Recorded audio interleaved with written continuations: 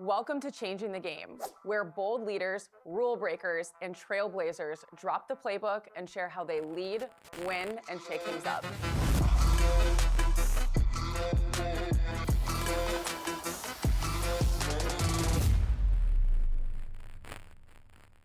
All right, Kylann, I'm so excited to have you here. Yes, I'm so excited. Thank you for having me. Of course, I'm excited for you to share your story. You're the first, I won't say the first creative I've had on the show, but the first video storytelling creative that I've had on the show. So I'm really excited for you to share your story. I'm like geared up to learn too. So, Well, I'm so honored. Thank you. yes, and joining us from the NCAA right now. Offices look cool. Yeah, Background looks nice. I'm in our studio. This was one of my first projects that I was given when I started here a year ago, to renovate the studio. So it used to be behind me used to be rounded green screen. They never used it, and I got to pick out like the shelving unit. I'm sitting on a couch. We have a fireplace. I got the fireplace going. So yeah, I had to get nice lighting because I'm the video person. So Yes. It definitely looks homey. I'm glad you don't use the green screen. Like it looks really nice. And you yes, showed me the fireplace earlier, so for listeners who yeah, can't see the fireplace, it's very cozy. yeah, it is very cozy. Well, on that note, Kylann, I'd love if you could just like let's dive right into the nitty-gritty details. You've done a lot of projects over the years, a lot of really cool stuff. What's been your favorite thing that you've done or worked on so far in your career? This is such a hard question. We just had some intern interviews and I got asked this and I was like, I don't know if I have an answer to this. I think back at each stop I'll go. So when I was at Purdue with athletics, I got to do a story on a former football player who had passed away, Leroy Keys. He's a legend in Purdue football, and his family afterwards were just so grateful for the story, and I just knew that it was going to mean so much to so many people and wanted to make sure that I did it right. Told his story and just made an impact and helped like tell like who he was and how he carried himself. And I think that was one of the more rewarding stories that I've told. And I still follow his son today on social media, and it's cool to just kind of be like, oh my gosh, you're like a spitting image of him. Like it's so awesome. So that one was definitely awesome to work on. When I was at IndyCar, I got to do it wasn't really a story, I guess, more than like a recap story of the Indianapolis 500. The winner video, which was shown to everybody after at our banquet that we had, went on broadcast and everything. But I got to watch him watch it, and it just really was like a cool moment for me. I normally, on social media, you don't get to see anybody's reaction. And so to see him reliving that moment and winning the Indianapolis 500 was just like a really cool, like I was watching him. I wasn't even watching my video. I was just watching him to see if he appreciated it. So I think that was fun. But here at the NCAA, I've only been here a year. And one of the oh gosh, I've already done so many stories, which is crazy to say. There's just so many good stories out there. But we had a football player. We have a partnership collaboration with Team Impact, so they provide a lot of opportunities for kids that have really bad diseases, and they match them up with a school or a team. And this football player we interviewed, he actually also had cancer while he had a Team Impact match. And so just to tell his story of obviously going through chemo and what it took to also be a student athlete and all that, but to also hear him say like what this kid also meant to him and how this kid helped him keep going was just the most amazing story that I was able to tell in the last year. I know there's going to be so many more as well, but there's just it was just very heartfelt. I was like crying editing it, and I was like, I'm the one making this. Like what? But he's just an awesome kid. Kylann, that's so funny that you say that because I watched that video. I watched some of your videos on Team Impact before this call today, and I was going to ask you about it later because it made me cry watching it. Like I couldn't believe it. I was like, good thing we didn't start the recording right after this because I was like in the bathroom dabbing my tears. Like how impactful, like that it's so cool what you get to do and what you get to be a part of and what the stories you get to shed light on. When did you really develop the passion for storytelling, or when did you think like I can make this a career? Yeah, so like in high school, I would always want to be like the photo slideshow for the team. You know, I always wanted to make it. I love music too. I don't know anything about music, but I know how to edit to music, so I think that's kind of helpful. And so I enjoyed just putting photos of our season to music, and playing it at the end of the year. And so going into college, I actually wanted to be an interior designer. Fun fact. And then my Okay. parents were like, "You need to get a real job," and I'm Well, like, "What?" see your interior design skills behind you in the studio. So, I'm hey, good. saying. You have permission. So I kind of always knew that I like loved video and media, and so when I was at the University of Tennessee, my major was journalism and electronic media. We had our volleyball like intro video shoot at the beginning of the season, and I remember going up to one of the camera guys, and I was like a little freshman, like, do you guys have like students that help? Like I don't have a lot of time in my life because I play, obviously. And he's like, yeah, we love like having students. So I got in with the athletic department and the athletic broadcasting department. I learned everything. It was amazing. I had great people around me to teach me that were also students, but were older than me, who I still follow today. And they're awesome. And so that was kind of the start into sports video, I guess. After graduating, so I transferred to American University because they have a great film program. Also, the volleyball side helped that as well. And they're more like documentary based in at American, and I just want to tell stories, and I knew that that's what I wanted to do. And so I worked with our athletic department, but I also was interning at HGTV and Travel Channel. And so I kind of got that side of, cable television, like HGTV interior design, like brother versus brother shows, like that was super fun. But yeah, I think it was just like a continued thing, and it was kind of not before social media, but like creative video wasn't really a thing, like It, especially in sports yet. right. Right. And It so definitely wasn't like it is now, for yeah, sure. yeah. So I graduated from American, ended up getting like very entry level creative video position at Purdue University with the athletic department. And my boss was actually the video guy, like the game film guy for men's basketball. And so I was the only creative video person for the whole athletic department. And I'm like, I'm young and I'm like ready to do everything. And I was filming cheerleading nationals. It was so much fun. I was doing track and field, football, volleyball, basketball, like you name it, all the sports. And it just kind of took off from there. And I've just ever since, like, I can't imagine not being in it, I guess. Yeah. Did you always know that you wanted to be in sports media, or when you were with HGTV and Travel Channel, was it just like, hey, I'm just here to learn as much as possible? I guess walk me through what was your mindset, I guess, in that period of your Yeah. career? So I forgot to mention, right after I graduated from American, I was kind of like a contractor at HGTV. So they were about to get a full-time job after the first of the year that I probably would have gotten in the same department. But I had this moment, like I saw this Purdue job pop up and I'm like, man, I really miss sports. So let's get out of this while I can and get back into sports, because I think that's one of the biggest things is like get into it. Like just get into it if you want to. It's not difficult later, but like it definitely helps you get in early, and then it can only, help in the future with other jobs. For sure. No, that makes sense. And I've heard that from a lot of other guests as well. I kind of want to take a step back to before we get super deep into your career and talk a little bit about your career as an athlete, because you have this through line of sports through your entire career. So I want to hear a little bit about, you started at Tennessee, and then you had to transfer to American at a time before the portal existed, and I can relate to that all too well. So how did you really advocate for yourself during that time? Yeah. So yeah, I picked Tennessee because my family lived in Knoxville, and I was like, yeah, why would I not go to Tennessee? Totally. Still love Tennessee to this day.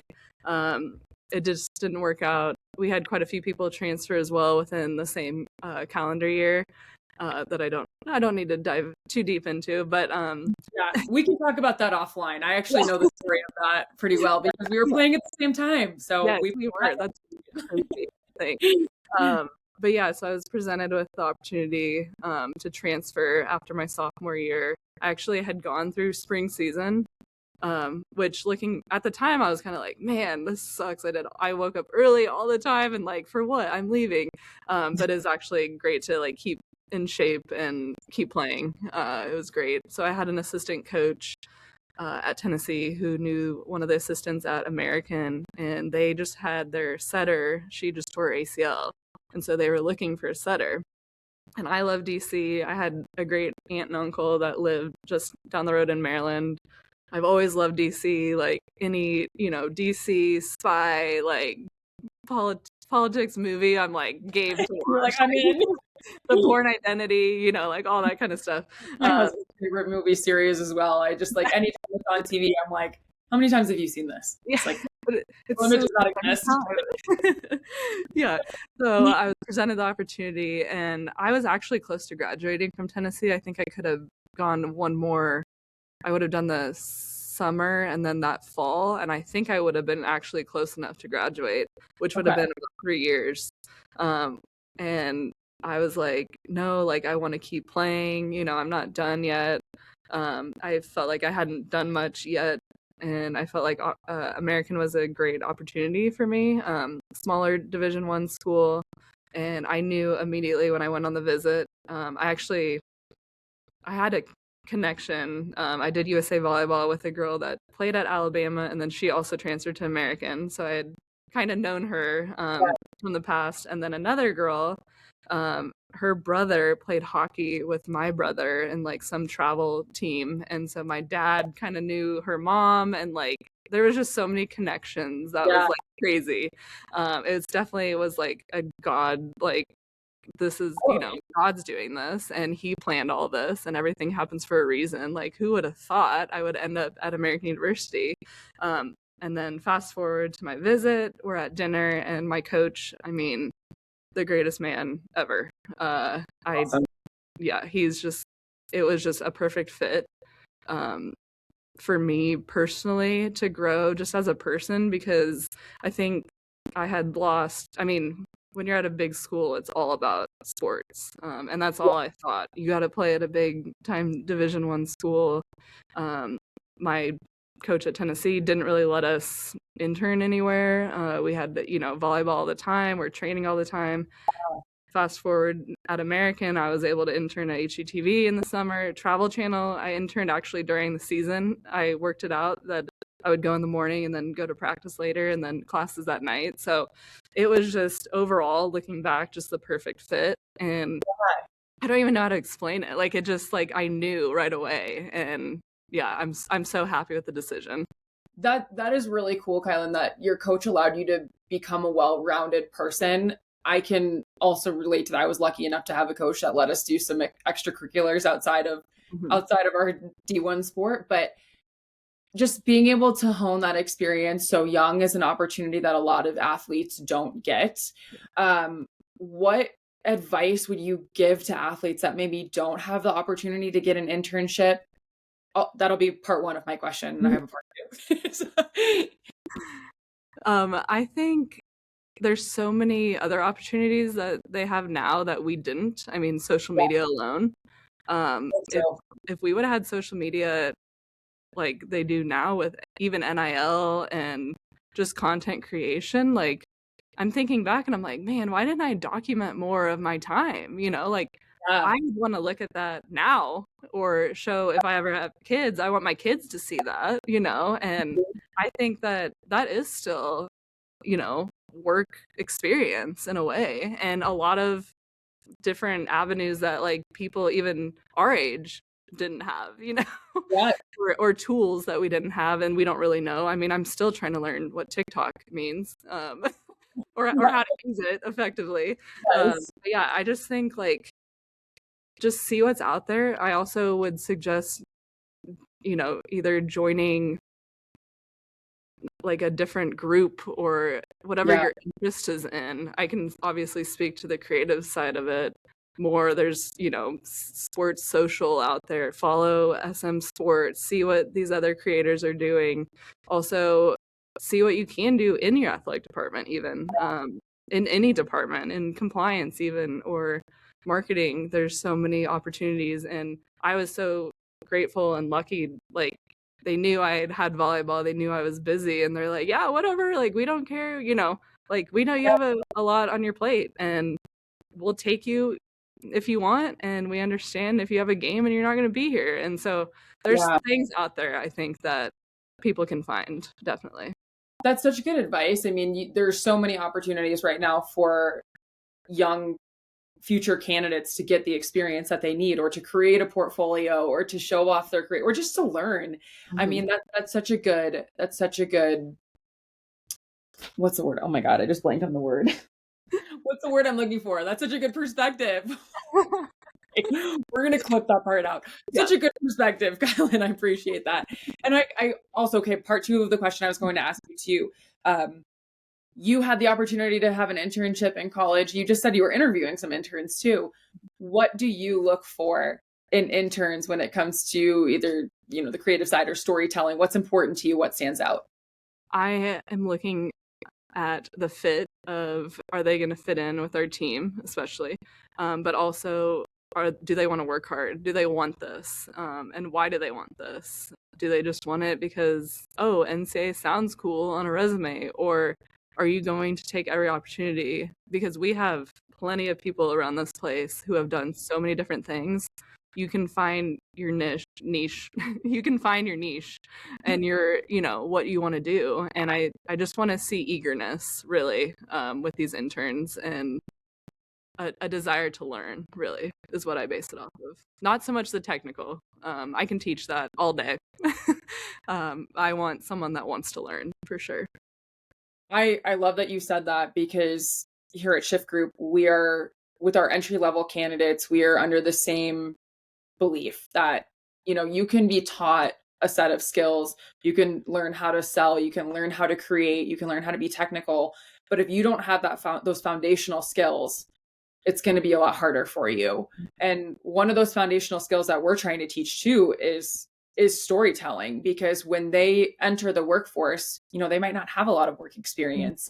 So they have to tell their stories in meaningful ways. So how would you tell the next generation of candidates who are entering the workforce to hone their storytelling skills so that they can get their foot in the door? Do you have any advice on that? Ooh, I know it's kind of a big question. But. Yeah, I think while I work in sports, I look a lot at what different brands are doing, or movies or television shows. I just try to continue to learn and see how things work, really, and how other people might be doing it. One of my biggest suggestions or piece of advice is, don't be someone you're not. Everything's so fake on social media for the most part. You don't have to compare yourself to others. You don't have to have the same skill set. I would rather have someone that works hard than someone who's done a video for insert whatever brand. If they're not going to work hard, I don't care what you've done. I want to see, the effort and the care and the desire to learn. I don't think that answered your question at all, but I think just take notes of what's around you. Reach out to people for advice. I've had many students reach out for advice. I'm probably not the best to give advice, but I'll just tell you from my experience of, what I've done, what I've learned, and I'm constantly still learning. I mean, every single day I'm trying to be better. For the two people that report to me, I'm trying to be better for them. I'm trying to be better for myself, for my boss, even, to, make his life easier. So yeah, I don't know if that answered your question. Kylann, I think it definitely answered my question. One point that I just loved about your response was you said, don't be somebody you're not. I think a lot of, just speaking from my experience when working with candidates, I get the question, what do these employers care about? What should I tell them when I'm in the interview process? And for me, it's your story matters. Be yourself. Tell them what you've done and why it matters for them. They don't know what it means to, devote your whole career to playing Division I volleyball, or all your time to basketball, but own your story is essentially, I think, so well said by you. I think, I would hire an athlete in a heartbeat over someone else. for the most part. There's obviously some exceptions, but just the everyday of being a student athlete, even just waking up early. I told this to someone recently. There's nothing that I'm going to do in my job now that is harder than waking up at 5 in the morning and running in the indoor football field, and the smell of the rubber I cannot get out of my nose. There's nothing harder than the physical work that I've had to put in. I've also had some health problem, just like everything hurt constantly. So I think that might be where I'm coming from. But yeah, athletes are just on a different level, and that alone is experience. Yes, absolutely. And own that in any interview process you get into. For sure. What initially drew you then to, was it just the athlete perspective? Like you worked at a university, you went to IndyCar. What drew you to the NCAA? So my boss I've known for quite a while, just being in sports video. You just know everybody. Yes, but the community is a little bit small. Yes, yeah, just a bit. And I loved being at Purdue, being on campus. I mean, we were definitely short-staffed. I definitely burnt myself out very quickly. And so I went to IndyCar, needed like a break, not like a break, but like a change of pace, I guess. Yes. And I loved it. It was awesome. But when my boss approached me about this job, I was definitely hesitant at first. I was like, the NCAA, like everyone hates the NCAA, like, is it really going to be good? And he's like, this is what we're trying to do. We're trying to tell this story of the student athletes. And he's like, we've got buy-in from everybody above us. Like our one mission is the student athletes. And so I was like, yeah, let's try it. It's obviously a step up in my career. I'm making less and delegating more, which was a huge change. And I was never ready for that. Like I always wanted to be the person to make it. So that was a huge step. But I just know, like, I had an experience as a student athlete, and it got me to here. There's millions of stories out there of student athletes, and I want to tell that story. Like we have unlimited stories that we can talk about, and that's really what drew me to it. And I wanted to change the kind of the perspective of what we're about, because I mean, when I was like 18 years old, like I didn't know anything about life, no one does. And so I don't know, because I was a student athlete and I want to tell these stories because I had a story, you had a story, all my teammates had stories. And it's just, sports plays such a big role, especially in the United States, that like you can't not fall in love with college sports, especially. You watch any game, whether it's the volleyball championship coming up, or D3 volleyball was last weekend, or basketball is kind of in full swing, and we'll be at March pretty soon. Yeah. I need a little break before then, but yeah. I did a story on a Division II athlete.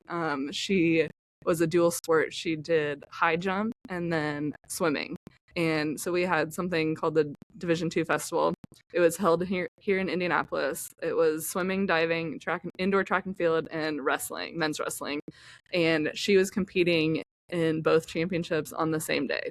So she went from swimming in the pool, she went from high jumping, where she became an All-American, to speeding down the road over here, right around the corner, to the pool and swimming and becoming an All-American in that. And I'm like, that does not happen every day. Like, that's history. That was a history-making moment.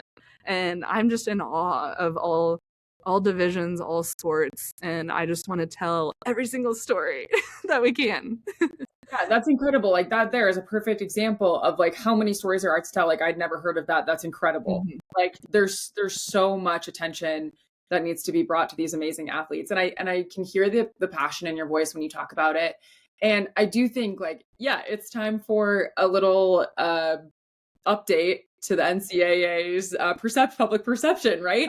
And the way to it is through the authenticity that you're bringing through storytelling. Yeah, when I was at Purdue, I worked closely with men's basketball, and Coach Matt Painter, was very hesitant about me being around with the video camera, right? Like, yeah, I'm never going to put anything out that's going to make him look bad. Our SID was awesome, worked very closely with him.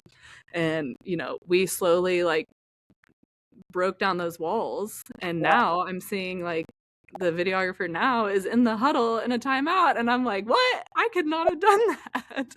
But we built, oh, sorry, go ahead. Sorry, no, I didn't mean to interrupt. You paved the way for that. Like, yes. You had to break down those doors. I wanted that. Come on. Yes. But we were just authentic, not hiding things, not putting bad things out, but just showing off these great student athletes. And I had a basketball player come to me and he was like, they treated me like their older sister, and they're like, Kai, he was like, Kai, thank you so much. I'm going to be able to show these videos to my kids one day. And that was the moment that I was like, okay, I'm doing this forever. But that's the moment it became real. Like, you were making a real impact for people. Yeah. Not just for me, like, this matters. And it doesn't matter what people say on social media. These kids in any sport, any division, put in so much work. We built this studio, and the student athletes that we've had in here, they've been so appreciative of telling their story. And I'm like, no, I'm so thankful that you're here. Like, this, like, you don't understand. And they're like, oh my gosh, I'm featured on, the NCAA Instagram channel or whatever. And I'm like, wait, are we cool? Are we cool? Love that. Yeah. I think it's so cool, like, knowing you personally and knowing Jalen personally at the NCAA, and I met your manager actually over the summer, and I've met some people that you work with, and it is really cool to see, like, there are people in the organization that really care about the student athletes. Mm-hmm. It is very important to them, and changing the narrative on, what the NCAA cares about. I think it really does go a long way. It's definitely impacted me personally, just hearing you guys talk about it. And I know it obviously impacts so many people's lives when you actually feature their story. Yeah. The feedback we've gotten from actual student athletes makes everything worth it. And everything else is just noise to me. I'm going to continue to tell stories.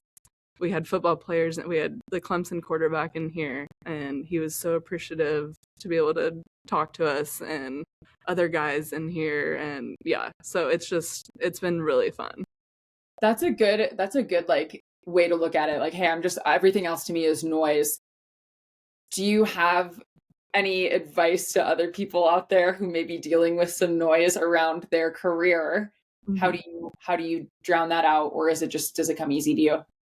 It definitely has taken me a while. I think I'm finally at the point that I'm just kind of not like whatever, but I'm just very content with where I am. And I'm very not concerned about other people. I'm not concerned about chasing titles, chasing, the big brand name kind of thing.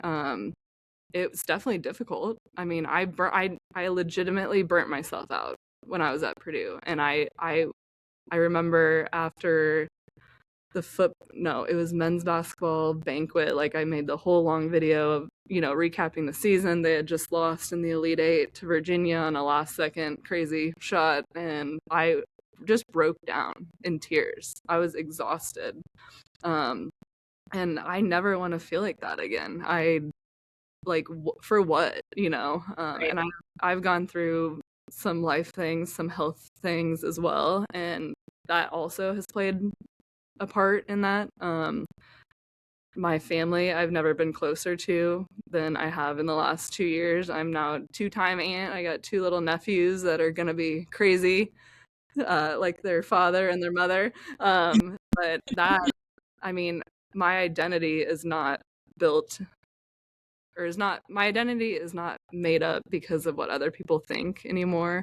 It's like, where can I align myself, and what makes me happy, what's right for me, because what's right for someone else might not be for me, and that's okay. Like, my success does not have to be defined because I'm comparing to someone else, and it's taken me a long time to get there.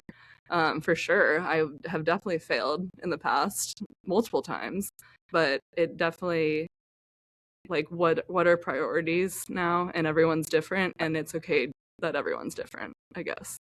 Yeah, that's so beautifully said. This is so trying to not cry there.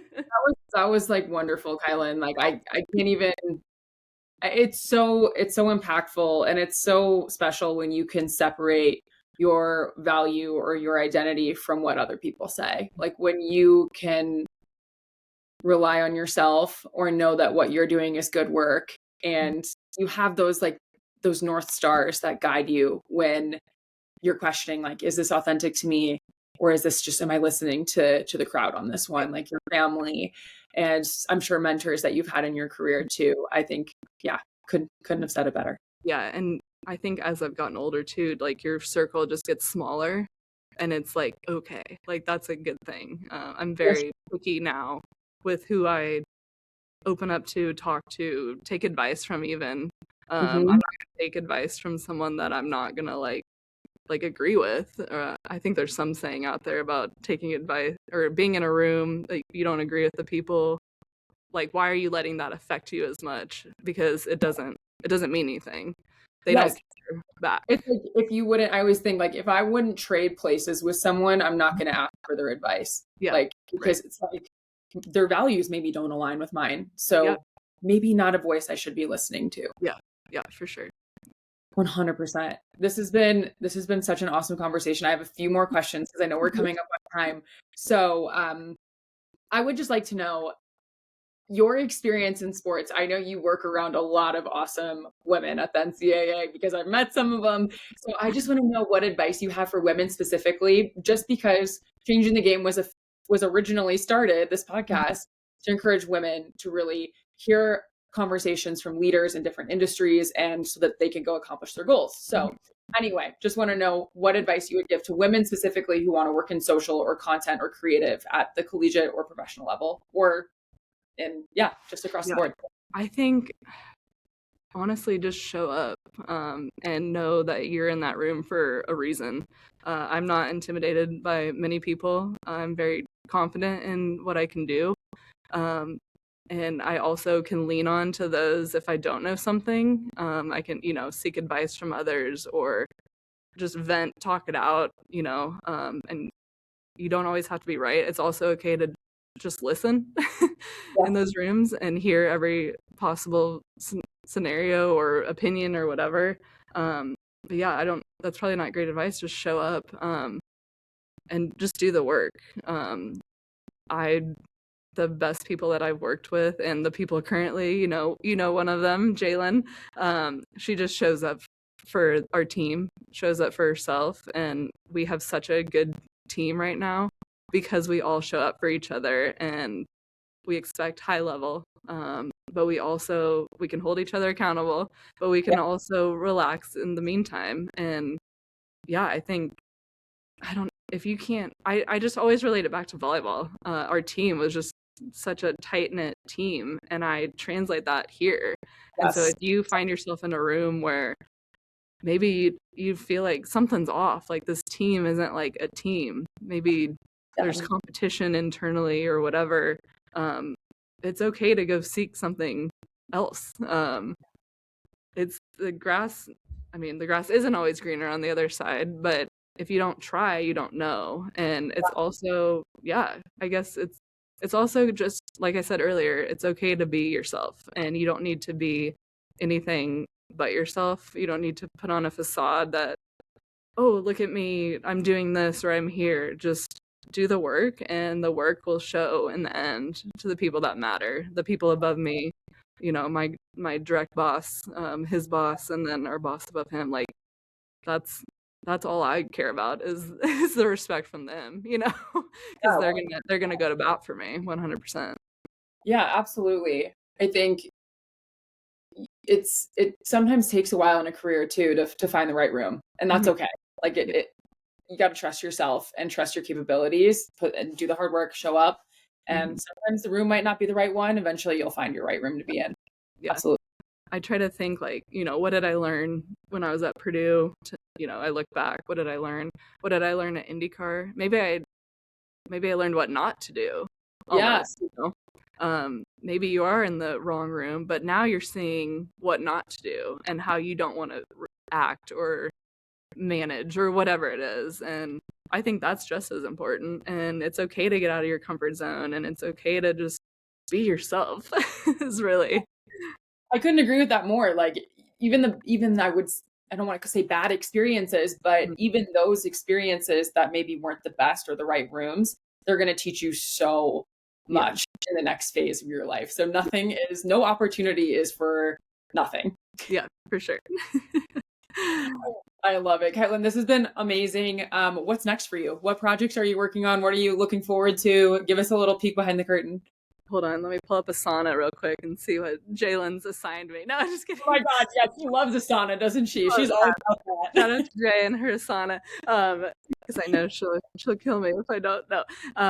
We we have the first women's wrestling championship coming up next year in March. Wild. Wow. Yeah. So we're going to be pushing a lot with that. It's history. It's our 91st championship, which is super exciting. Obviously, March Madness is always a big thing. Yep. We also have the Winter Olympics.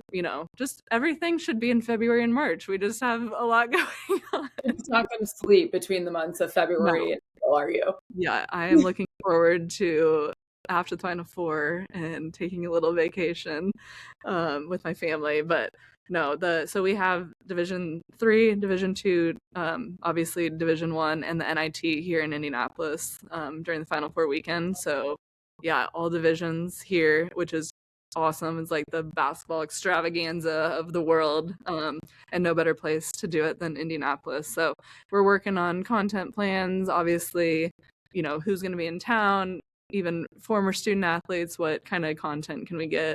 But we just always want to focus on the student athletes and our storytelling pillars of academics, athletics, community, you name it. And yeah, we have a lot coming up in terms of work. I love it. No, it never stops. It never stops. Never stops. No, it's college sports. So I try to relax when I can, but yeah, take your vacation come April. Yeah. You and team have definitely earned it at that point. Yeah. Also, advice: definitely take PTO. If you're given PTO, you should take PTO. So therefore, I'm all in for my that. younger years, I would not take it, and now I'm like, oh my gosh, I just want to sit at home and do laundry. Like, I'm an old person now. No, that's the key is when you're done with vacation, you take an extra day off from your vacation, like with your PTO, and you use that extra day off to do laundry, to clean your house, and just sit on your couch and do nothing before you actually have to go back to work, because otherwise you're stressed. And I actually learned that from Jalen. She told me that she does that. I'm like, that is genius. So I've only just started doing it, but I did that for the first time this year. So it's taken me a long time to learn that. We were in Mexico at the beginning of November, and I took an extra day off so that I could get my life together before going back to work. Exactly. Yeah. I love it. Kylann, this has been so amazing. Where can our listeners connect with you? Where can they follow you or find your work?